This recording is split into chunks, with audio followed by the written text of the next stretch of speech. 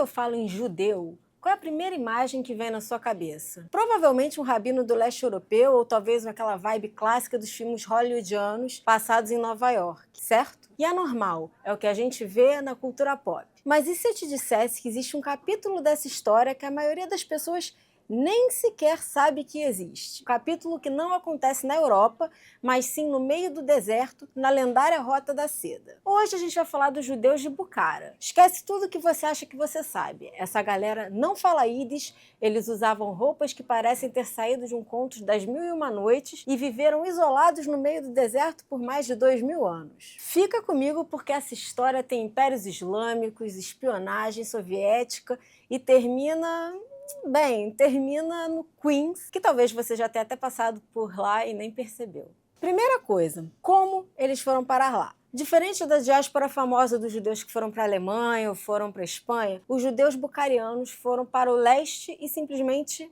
ficaram. E aí ficou uma situação meio esquisita, né? Você é judeu, mas vive cercado por impérios muçulmanos gigantescos por séculos e séculos. E o que você faz? Você se adapta ou desaparece? E eles escolheram se adaptar. Eles viviam como Jimmy, que é basicamente um status de cidadão protegido, mas com ressalvas. Eles podiam rezar? Podiam, mas tinham que pagar impostos extras e seguir regras muito estritas. E aqui entra a parte mais genial, a língua. Você já ouviu falar de Bucori? Provavelmente não. É um remix linguístico. Eles pegaram persa tajique, misturaram com hebraico, jogaram um pouco de aramaico e até umas gírias em uzbek. É como se eles criassem um código secreto para manter uma identidade viva no meio de uma cultura diferente. E eles não tinham contato com os judeus da Europa até então. Então, quando eles rezavam, o estilo deles era muito diferente, mais próximo das tradições do Oriente Médio do que das sinagogas da Europa que a gente costuma ver e ouvir. E agora vamos falar também de estilo, porque essa comunidade não brinca em serviço. Sabe aquela ideia de roupa super tradicional, preta e branca, sóbria? Esquece. Os bucarianos olham para as regras de modéstia e dizem: ok, nós vamos ser modestos, mas vamos fazer isso com classe e com estilo. Os trajes de casamento e de Shabbat deles são verdadeiros obras de arte. Bordados à mão, com cores vivas, fios de ouro, eles realmente incorporaram a estética da Roda da Seda na religião. E é coisa de realeza e eu não tô nem exagerando. E se você tá me assistindo no almoço ou no jantar, eu sugiro que você pegue seu prato para continuar comigo agora, porque a comida bucariana é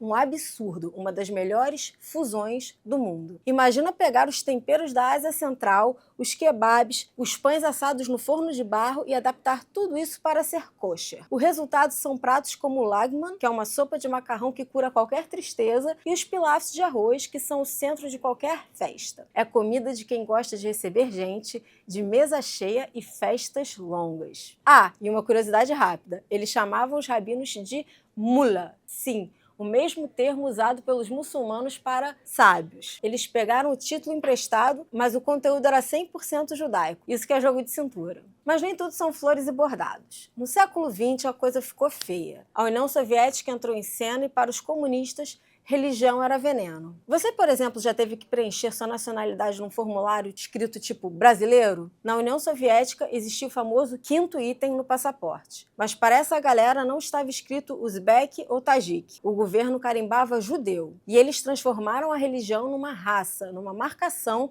e esse carimbo fechava portas. Faculdades recusavam sua entrada, empregos desapareciam e você virava um cidadão de segunda classe oficialmente. E se você quiser conhecer mais dessa história, me conta nos comentários que eu faço um vídeo para você. Isso criou uma panela de pressão. Quando as fronteiras começaram a abrir nos anos 70 e depois, quando a União Soviética colapsou nos anos 90, aconteceu um êxodo de proporções bíblicas. E eu não estou exagerando. Cidades inteiras se esvaziaram. Quase 300 mil pessoas fizeram as malas e simplesmente foram embora. Deixaram suas casas, onde suas famílias viveram por milênios, para trás. E para onde essa galera toda foi? Muitos foram para Israel, claro, mas uma grande parte foi parar no Queens, em Nova York.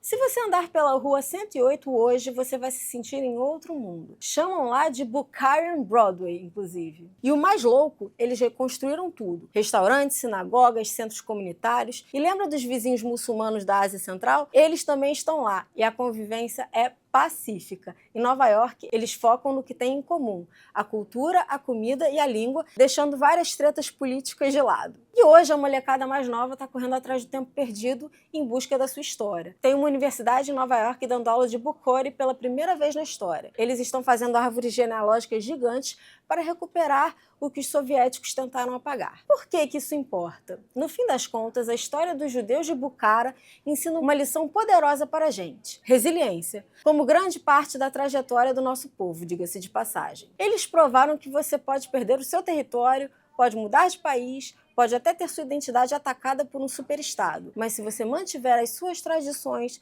sua comida e sua memória, você nunca desaparece de verdade. E aí, você já tinha ouvido falar deles? Ficou com vontade de provar a comida? Eu não apenas fiquei, como já provei e recomendo. E não se esquece de deixar aqui nos comentários se você conhece alguma outra cultura que sobreviveu escondida assim. E também deixa o seu like se você aprendeu algo novo hoje. A gente se vê no próximo vídeo.